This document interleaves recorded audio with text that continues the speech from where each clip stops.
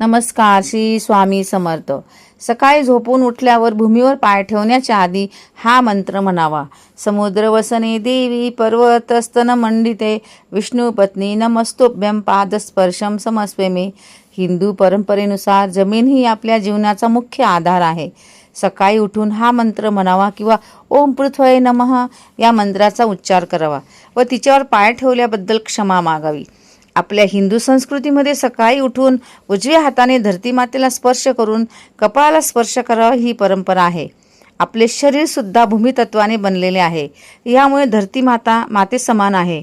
फल फूल वस्त्र अन्न जल व सर्व काही भूमीच देते. त्यामुळे आपण सर्वजण धरती मातेचे ऋणी आहोत. कोणतीही पूजा अनुष्ठान याग सुरू करण्याच्या आधी धरती मातेची आराधना केली जाते, ज्यामुळे पृथ्वी प्रसन्न होऊन सर्व कार्य सफल होण्याचा आशीर्वाद देते. तसेच घर इमारत दुकान बनवताना आधी भूमिपूजन केले जाते.